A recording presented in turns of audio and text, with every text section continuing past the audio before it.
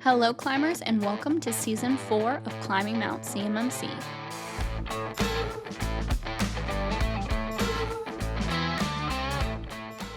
Hello, climbers, and welcome back to another episode of Climbing Mount CMMC, the podcast. My name is Kaleigh Floyd, and this is Bobby Guerra, and we have a special guest with us today, Mr. Adam Evans. Thank you so much for joining us, Mr. Evans. I've never talked to you that formally in my life. I probably will never again.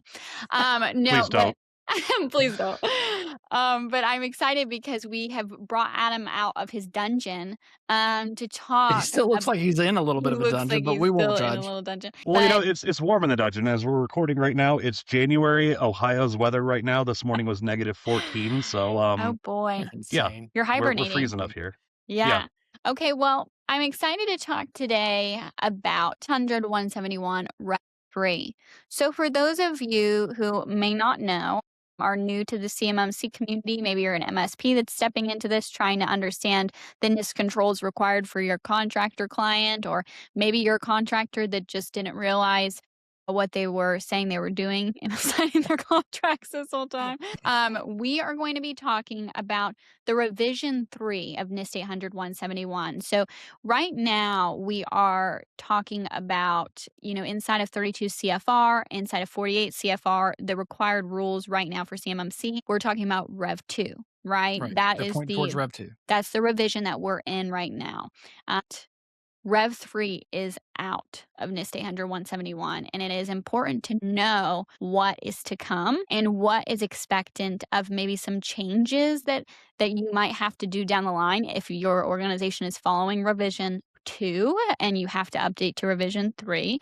We are talking about this internally as well and are preparing that internally. And so we thought, hey, let's bring this to the surface and let's talk about it with others because they're going to be going through the same thing, right? Well, fun fact. Well, I don't know if it's fact. The belief, I think some people have a prevailing belief. The reason why the U.S. decided let's go ahead and start going to the moon is because China was talking about going to the moon. And Canada is now supposedly using or going through the process of implementing Rev 3 of 800-171. And I do not believe the DOD really enjoys the fact that they're ahead of them in the version that they're using. They're using Rev 2. Yeah. So I have a feeling that the DOW is going to want to push moving forward with Rev 3 because being behind Canada may not necessarily be something they're super happy about. Yeah, that's right. a good And point. even outside of that too, I mean, we paying attention to the realities of some dates here. Rev 2 is a fairly old document. It was written back in the early 2000s, around 2008-ish or so, when a lot of the threat landscape was very different. The compliance landscape was very different, and the risks to CUI were very different. We've seen with artificial intelligence how fast the world can change with technology in a matter of a couple of years. Now we're looking at a security framework that is 10 plus years old and trying to apply in the modern era. That's a good point. It has some friction points. Yeah. So yeah, it's high time that we got. I think it's time. Yeah, I think it's time that we get in the boat and row. Probably. I'm not in such a huge hurry. I mean, that sounds really great, but it's like the ecosystem's taking off. You're saying you're still trying to get used to Rev 2? Yeah, well, I mean, the ecosystem's taking off, and Rev 2 is what everything's been based off of. And so, I mean, we just now finished the first year of it actually being live, and we're months into phase 1 rollout. Yeah. So I hope that the DO pays real close attention and are super careful with the rollout because we're starting to get some momentum. Please do not shoot us in both legs. I get it. I totally understand. It's a worthy goal. It's a better one. I'm all for it, but not at the sacrifice of the ecosystem's ramp up. Well, Bobby, let me put on my DoD CIO hat here and go, but you should have implemented 800-171 Rev 2 in 2016. Why is this a problem 10 years later? What's the holdup there? Right. I deal in reality. You're already doing this, right? All possible. Yeah. I try to deal in reality. I know. Yeah. So let's talk about high level view of the difference between what Rev 2 and Rev 3 for somebody who might not know exactly. We talk a lot about 110 controls, 320 assessment objectives. Are we looking down the barrel of the same thing when going into Rev 3? Bobby, did you want to explain a little bit of the differences of that? Yeah, no, the answer is no. So I think, like you said, 110, I think there's actually less total controls. I've heard some people say 97. I haven't gone through and manually counted them myself personally. Well, let's start doing that, Bobby. I've got it pulled up over here. Let's see. I've got 1 and 2. But I've heard that it's 400 plus assessment objectives. So because I haven't gone through and counted all of them to detail to totally count them. Like somewhere around like 420. So if you think about it, that's quite a large increase in the amount of assessment objectives that would come through, not including organizational defined parameters, which is also lumped in there. And so those are like at a first glance. And then you have 3 different families that don't exist that are now in there. It's a planning, which is 315, system and service acquisitions, which is 316, and supply chain risk management, which is 317. I'm glad you mentioned 316 there, because there's 316.3 is my favorite control out of this right now. We'll come back to that one as to Wow, why. your but, favorite. I can't wait to hear that at the You already end. have a I didn't know favorite in the new I guys. didn't know you had a Okay. favorite. He's such a try. Yeah, a couple. But He's like a couple. it's got some consequence to it. We'll have some fun with it in a bit. Oh, Yeah. boy. But I mean, I think all 3 of those are good ones for y'all that may not have remembered. But when the CMMC 1.0 was originally reached out, they had what was called the Delta 20. So those were 20 different controls that had some more weight to it. That was kind of the DoD's attempt to mature. I think some of the differences you saw in like what Adam was talking about in Rev 2. And so I think the addition of the families and the thing is kind of NIST's approach to kind of do that themselves without doing the Delta 20. So I'm not saying there's a 1-to-1 correlation. I haven't gone through even tried to map the Delta 20 to see but I think a chunk of those are carried into this Rev 3, but I can't say for sure. Right. And I think one thing that's useful to point out and kind of mention too is remember that 800.171 is meant to protect the confidentiality of CUI. But when we look at information security as a whole, we still have to factor in the availability of that information and the integrity of it. But what they're ultimately doing with a lot of these approaches is managing risk. So I'm sure in the planning process to get to Rev 3 here, the big thing they said is what else could pose a risk to CUI? And that kind of says, well, if you don't plan properly, you probably might have a problem here. If you don't build your systems and acquire them appropriately, you might have a problem. And if you definitely don't manage your supply chain risks, you've got a problem. We've seen that time and again. That's probably another rant for another day. Yeah, I think it is very interesting that there are not only the addition of more assessment objectives, but also the organization defined parameters, like what you were saying, Bobby, the Right. ODPs, because I think both of those included show that they're getting a little bit more into the weeds of things, right? Because for those of you who might not be aware of NIST 800-171 in general, the controls are like the nice little sentences that they say at first of what you should and shouldn't do, and it defines the control itself and within a sentence that makes it seem easy, but then you have to start peeling back the onion of some things, right? And the assessment objectives is when they start to get more into the weeds of like, okay, this is what we mean. Here are the steps to that sentence that we're talking about here. And that's why we always recommend when you're making a system security plan, or if you're working with an external service provider and creating a customer responsibility matrix, that you do it by the assessment objective level, because you're getting more into the weeds of things. But it wasn't really that much into the weeds of things in the sense of giving defined parameters, like lockout times or characters for a password, or more defined items inside of even those assessment objectives. And that's where the ODPs come in, right? And give more of a definition to these things. And a lot of people, I want to clarify this because this is me coming from talking to a lot of contractors in my day-to-day. These contractors do a lot of the times think that the ODPs are defined by their organization, right? It's an organization defined parameter. So, right, I am the organization. Well, no, 100-171, NIST created these ODPs for the organization, which in this case is the DOW, the Department of War. And so that is the organization that defines these parameters. And the contractors have to adhere to their defined parameters. Okay, it's not like a fun world where the contractors get to come up with their own. Unfortunately, it is the Department of War that comes up with that and then proceeds to flow that down to the contractors. And so I did want to clarify that. And I do want to plug something else too here. We had Dr. Ron Ross on our podcast a little bit ago. We talked about NIST 800-171, Rev 2, and we talked a little bit about 853 as well. and a little bit of a hint of Rev 3, which he wasn't as much a part of, and it was more Vicky who was in charge of that mostly. And when he was describing the ODPs, he was describing it like they were designing it and creating it for the Department of Defense rather than contractors. And it really hit me when he was describing it, of like, oh wow, they had this in mind for them. The Department of War is the client for NIST and not the contractors. The contractors are not NIST clients. It is the Department of War that's his client. You know what I mean? So anyway, I just thought that was really fascinating, and not everybody understands really where that flow down is and where it's coming from. And so I did think that was important to point And it's out. actually, I find it interesting that you mentioned that too, because while the focus that we look at for CMMC is because it's required for DoD contracts, keep in mind with 48 CFR and some of the bigger picture stuff is there's those rumblings and rumors and discussions of what about expanding this beyond DoD, or DOW. I'm Mhm. still stuck in the past on the naming and stuff too. So, but anyway, so what happens when we look at the CUI categories when you have things like PHI for healthcare stuff that the VA may be beneficial of that might not flow through DoD or Right. DOW? What about critical infrastructure stuff that the Department of Energy might have? Yeah. That process gives those agencies, or even the Department of Education, where they may have CUI for their own unique categories, where those things may come up, but they might not need to be as strict as the Department of War that deals with national security, but they still might have some sensitive info.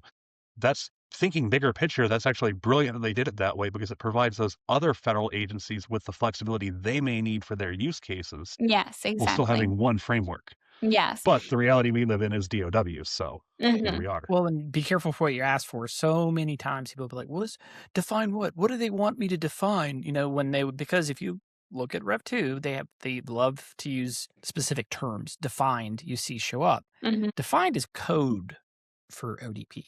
So when you're Mhm. looking at the Rev 2 version, you see the term defined, it's an ODP. It just they didn't make it that. Mm. But here's the cool thing. You got to define it within reason, right?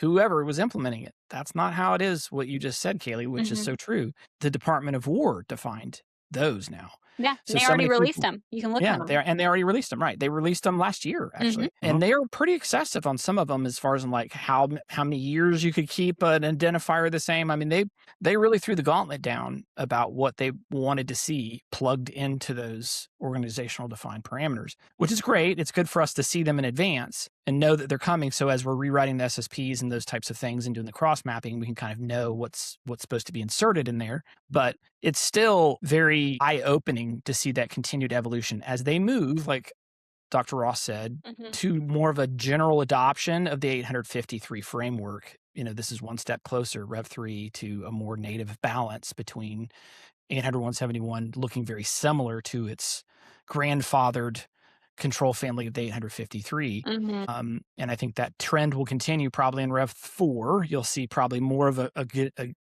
general alignment, and eventually with it just being, I think one day 171 will probably be gone and it'll just be an overlay of 853 that says do these things, Oh, and it just sort of interesting. filters it all out, and this is how it's going to be.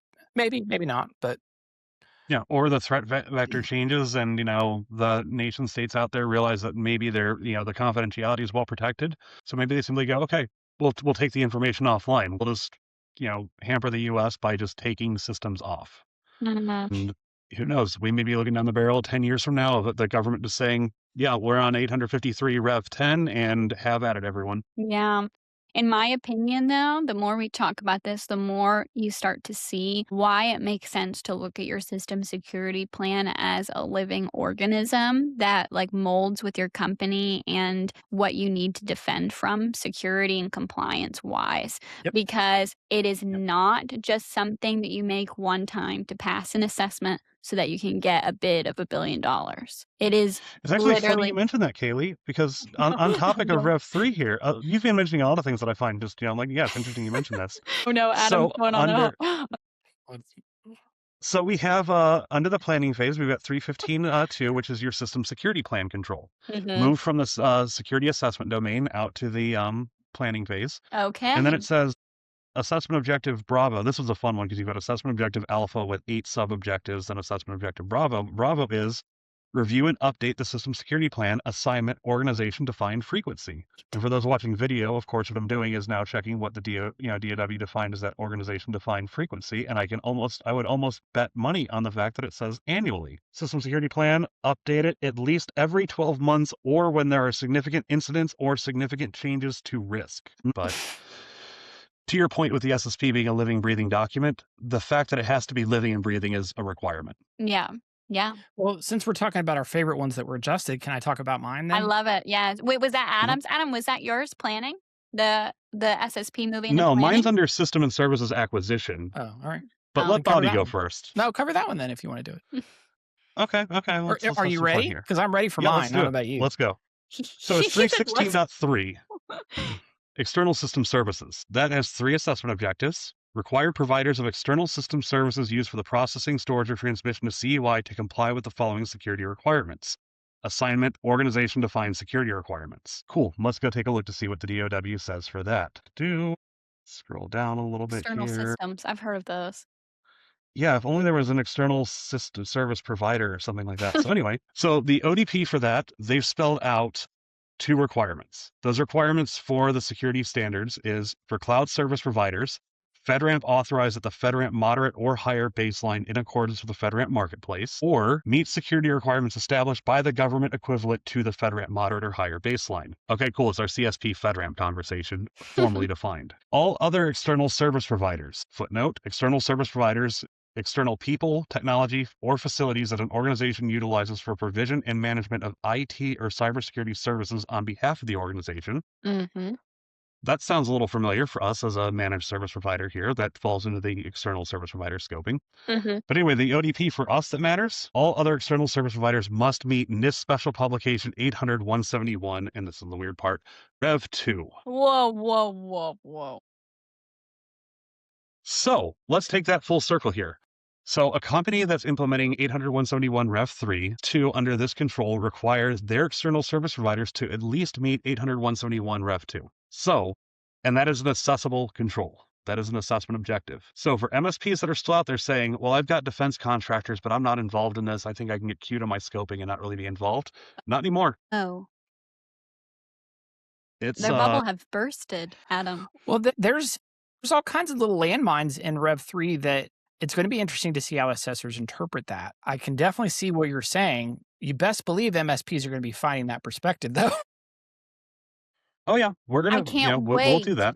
to see the revision of the CAP, the CMMC assessment process, because as of this moment, when defined thinking about NIST 800-171 Rev 2, not Rev 3, the CAP says that external service providers must provide a customer responsibility matrix and their service agreement with the organization seeking certification to be able to show that to an assessor when preparing for a CMMC Level 2 C3PAO assessment. So what occurs when it is expectant in Rev 3 of an external service provider to have the NIST 800-171 Rev 2 controls also prepared? Are they going to ask for their system security plan? That's going to be interesting. Yeah, if I were an assessor, I'd want to know that you had, because when we go through our assessments, one thing that was really highlighted in one recently is there's only one control that results in no score, and that is not having a system security plan that meets the assessment objectives. So in theory, if you cannot meet 800-171 Rev 2 without that system security plan meeting those objectives. So if I were an assessor, I would want to know that you have that at a bare minimum. And then I could go through the rest of my assessment stuff if you're an SPA or if you're storing, processing, transmitting, et cetera, based on, but at the bare minimum, if my MSP in that, under Rev 3 does not have an SSP, how can they possibly meet 800-171 then? Oh, wow. That's crazy. That's a good Adam. That was a great favorite control. Thank you for sharing that. I don't think mine is going to be as cool as his was. Oh, no, you should have gone first. Yeah, I think so. I mean, it's a bit of I gave you the chance, buddy. Come on. Right. I mean, it is a little bit. Oh, boy. So if you look at like in the standard 386, the portable storage encryption in the Rev 2, it's a very famous one that a lot of assessors and implementers are going to use to say, okay, well, we can have in there kind of at the last part of it. I'll just read the thing really. implementing cryptographic mechanisms to protect the confidentiality of CUI stored on digital media during transport unless otherwise protected by alternative safeguards. So they build in alternative Alternative mechanisms. physical safeguards. Yeah. Yeah, they kind of build in that you could use and leverage physical safeguards. Well, they remove that in general out of Rev 3. Rev 3, I think, to push more towards common acceptance of just, look, encrypt it all. We're living in nowadays with FIPS or die. technology. It's going to be, encryption is going to be expected. Mm-hmm. Some of the other ones you could read to say, well, this person's escorting it. I don't know. I mean, it's going to be interesting to see how the assessment guide from the DOW comes through, because they lay on some extra layering. I'm reserving judgment about how they're going to be attacking it to kind of see. But to me, it indicates, I believe, that they're removing alternative safeguards, and they're going to expect the encryption to happen across the whole system, which would be low-key very significant. Right. So, yeah, but maybe I'm not reading something quite right, and there's some, they move, because what they've done is they'll take them, like kind of like what Adam said, is they pull it out of one family and they'll put it in another one. And so the way that after you read the additional discussions from DOW, it may imply, well, it's not gone, they've just moved it over here, and you could apply it this way from this perspective when you look at this angle. And so I'm not saying for a fact it's dead, but from the way I'm looking at it, it appears to be the case. So right, and I think it's also helpful to consider some brief context too. If we look at the time that 800.171 Rev 2 was written, again, early 2000s, and the world was a much less digital place. It was still digital, but when we talk about social media, like MySpace was brand new, and now it's long gone, Oh, good stuff. But I know. But at the end of the day, you had different threats where we had the classic spy versus spy, guys sneaking in, breaking into buildings, stealing sensitive secrets. I mean, the Soviets copied the space shuttle, and that was in the 70s and 80s. So very different threat landscape there, where those alternative physical safeguards would be considered more appropriate and more adequate. It's currently 2026. I don't need to be in your building to steal your data. So why say my building protects it when I don't need to be there to get it? Yeah.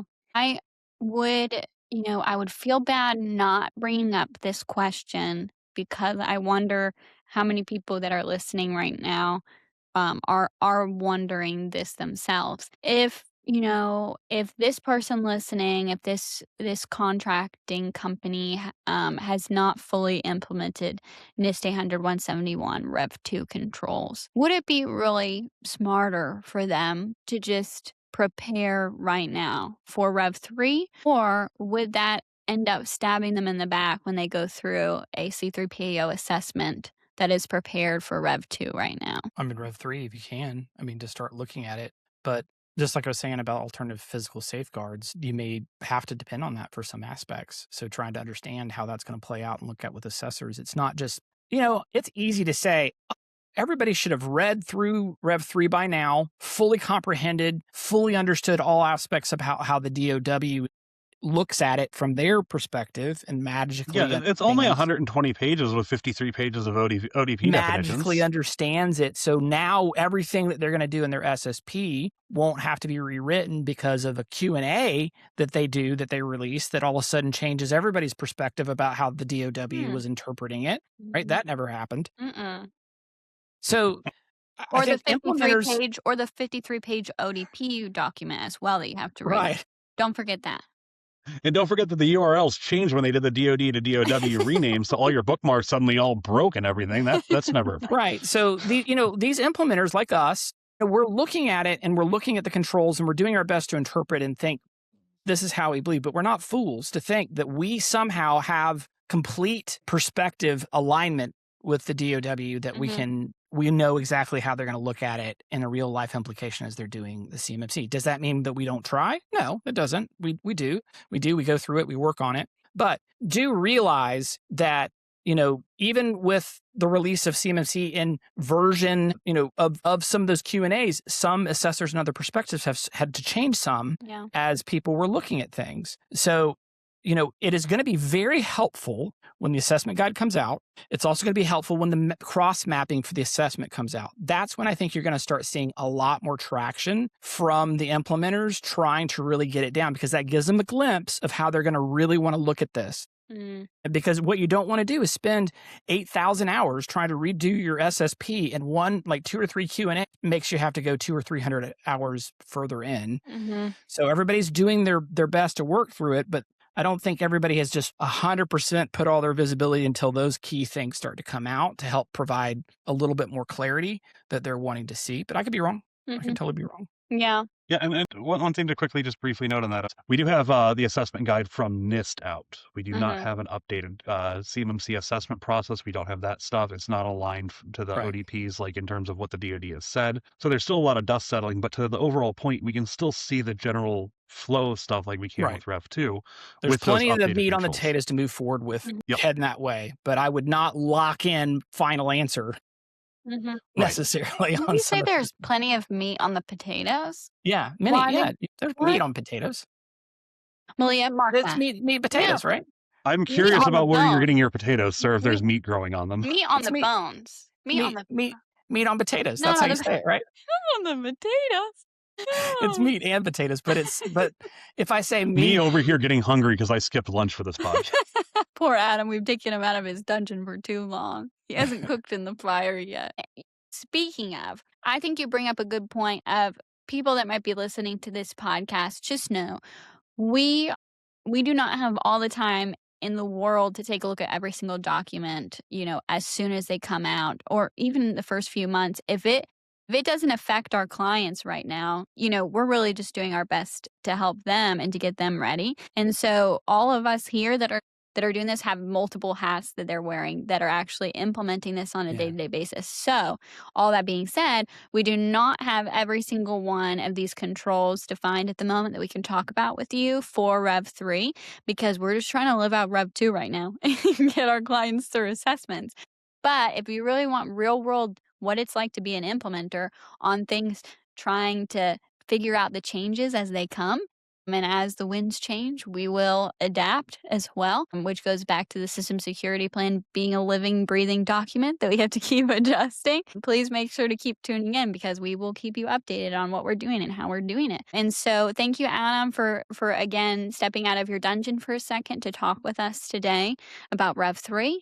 I would love to hear some of your comments on specifically certain controls that stood out to you in Rev 3. That's different than Rev 2, or things that you might want us to specifically talk about and cover. But other than that, make sure to tune in next Thursday for another episode of Climbing Mount CMMC. But until then, guys, as always, keep on climbing. See ya. Make sure to follow us on LinkedIn and YouTube to stay up to date on the latest CMMC news. We hope you guys enjoyed today's episode and listen out for the next one. But until then, keep on climbing.